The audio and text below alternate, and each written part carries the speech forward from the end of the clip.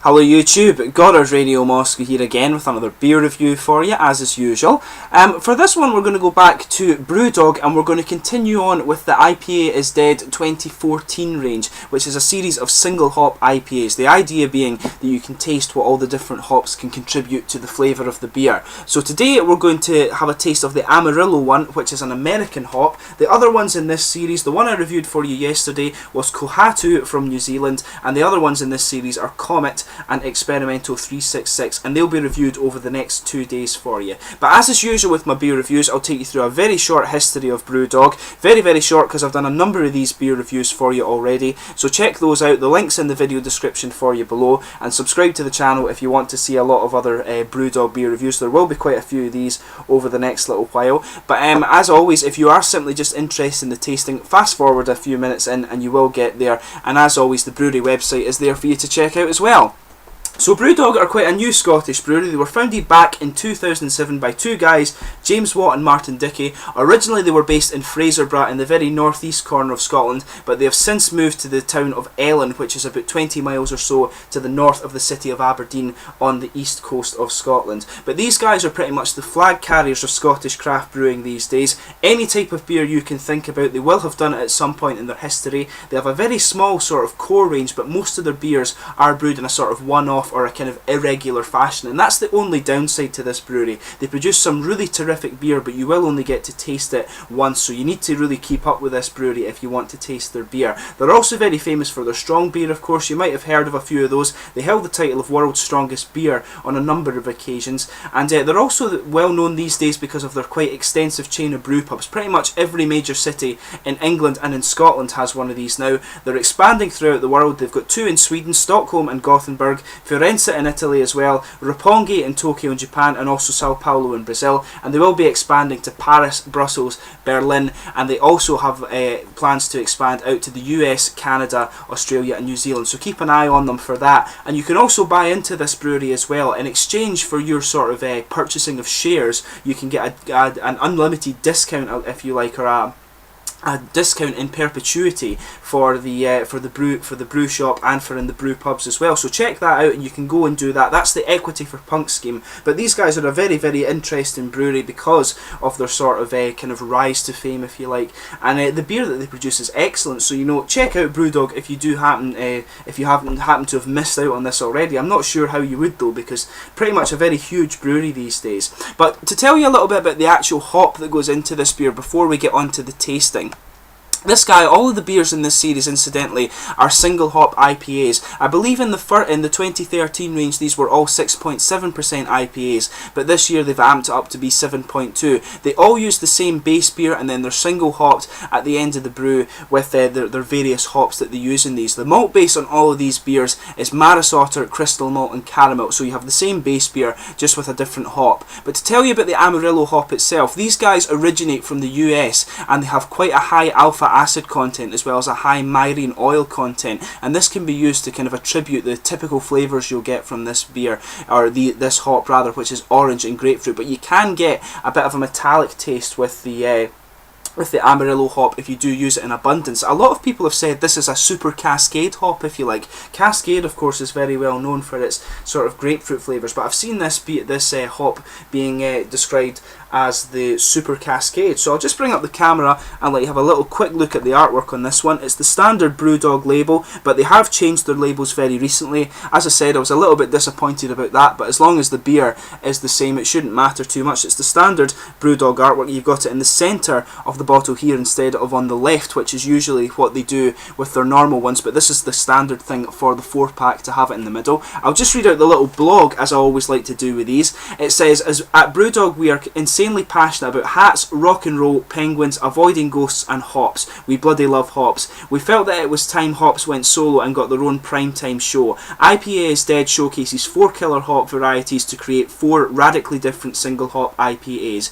Each IPA contains the same malt backbone bone and is brewed to be 75 IBU and is enthusiastically kettle hopped and dry hopped with Amarillo, Experimental 366, Kohatu and Comet hops. To appreciate the true character, flavour, power and aroma of our favourite hops, you need them in their purest undiluted form. Can you say you've ever experienced 100% hop, pure hop awesomeness? IPA Is Dead is brewed and bottled to do just that. And they release a different series or a different 4-pack of these every year, and they also have the Unleash the Yeast series, which is similar. But let's get this guy open and get on with the tasting here.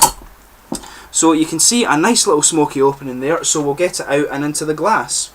I should also give a shout out in this video to Lewis at Thistle News in Aberdeen, who is my supplier of Brewdog beer, and he also does a lot of nice Toil and Mikkeller beers, and he supplies me with a few random American things as well. A very nice family owned business in Aberdeen, so they're on what is it, Holborn Street, I believe. They're very early on in Holborn Street, so if you're watching from Aberdeen in Scotland, go and check them out. The link is in the is in the video description below, I should say. So let me just bring out up the light and you can have a little look at the colour of this beer. So as is typical of this series, if I put my fingers behind the glass, I'll just bring this light over so you can see.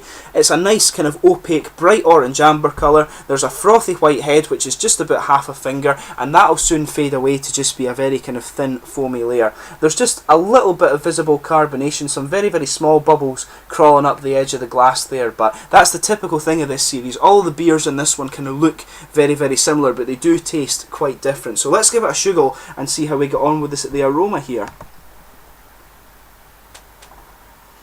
So with this one, you can pick up that definite kind of grapefruit and orangey aroma that I was talking about. It's got a nice kind of underlying pine freshness to it. The orange flavours aren't too sharp, so it's definitely more orange rather than the kind of sharper aroma that you would expect from tangerines.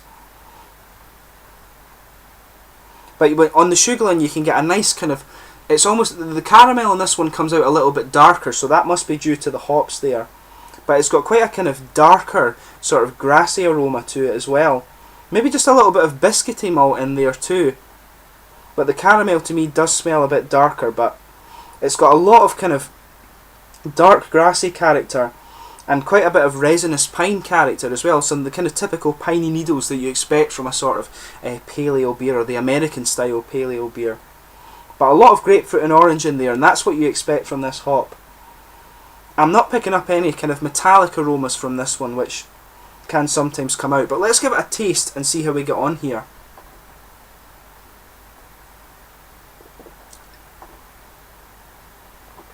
The first impression of this one is, this has a really nice kind of wet mouthfeel to it actually.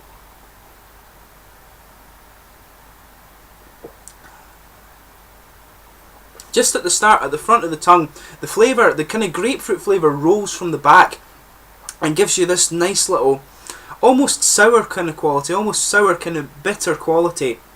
It just rolls towards the front of the tongue and kind of comes out, and you get that nice kind of fresh grapefruit flavour. It mixed with the sort of piney resin flavours that are going around the edge of the palate there.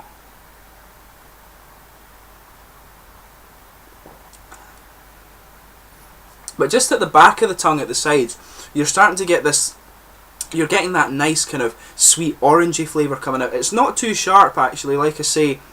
As I said with the aroma, you can actually sort of smell that, and it comes out in the taste as well. So it's really quite interesting. This beer seems to reflect the aroma very very well.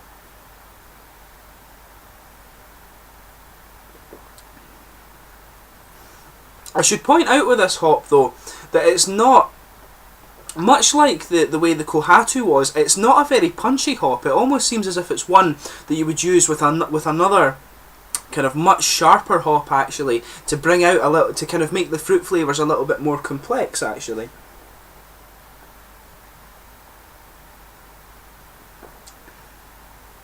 But the orange, I think the reason for that, I would say, the fruit flavour mixes very well. The kind of orange and grapefruit, they almost cancel each other out a little bit, and they blend together very well. You can pick them out individually on the tongue. That comes out a little bit more in the sort of aftertaste to the beer.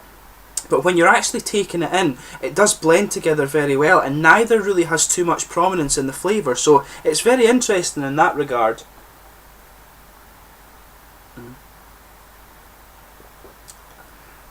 But it's got a nice, at the end, you just get out this kind of grassy and sort of piney resin character as well. The pine resin comes out just at the start on the very front of the tongue, and as I say, the grapefruit flavour mixes in with that quite well. This one, I should point out as well, it doesn't have that kind of dusty feel to the mouth that the other one had. So, and that was one thing I noticed as well, you had this kind of dusty feel to them in the IPA Is Dead 2013 range. This one doesn't have that. Maybe this one's just kept a little bit better than the other ones. That could just be a little bit of kind of skunk in it, but to me this one seems a little bit fresher, but that could have been a bit of a character of the Kohatu hop. I'm not too sure on that, but it's quite interesting just to see it's a bit fresher.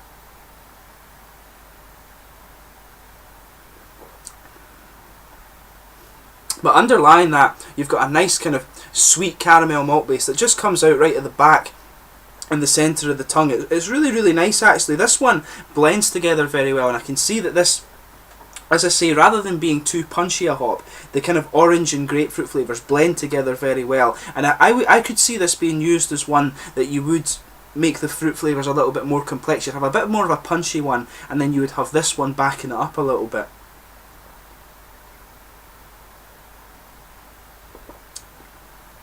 In terms of the mouthfeel though, it's mid-bodied, it's quite oily as well actually, maybe a little bit more oily than the Kohatu was, but it's a kind of, that makes it a little bit smoother in my opinion. Perhaps that kind of is what helps bind the two different fruit flavours together in this one. It just has a tiny little bit of dry character, and that kind of stays in with it actually into the aftertaste. You can just feel it on the tongue, but that helps bring out the little bit of grassy and more piney resin flavour of this one. So it's a really interesting one, and this series really isn't really designed to be sessionable. This is more of a tasting series where you want to just take in all the different kind of information you can get from these hops. It's a very informative series of beer, so it's quite cool that Brewdog do this.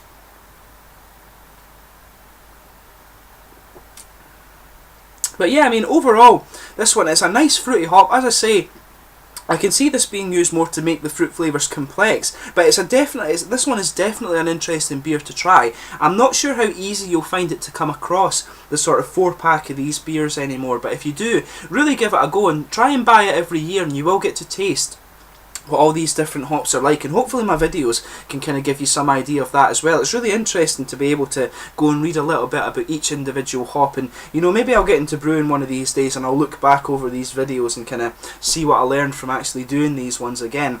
But anyway, as I say, give this little series a try. Very, very informative if you're quite interested in home brewing and stuff like that. But this is a really nice beer, quite a nice complex, more of a complexing hop one. It's definitely one you want to just sit and enjoy the taste of. But as always, please let me know in the comments section your own thoughts on this beer if you do happen to have tried it. I hope you've enjoyed this beer review and found it informative. And please like, subscribe, share, all the usual YouTube stuff. I will catch you soon with another beer review, and I will be reviewing Comet and Experimental 366 from this series over the next few days, and check out my Kohatu review as well. Cheers!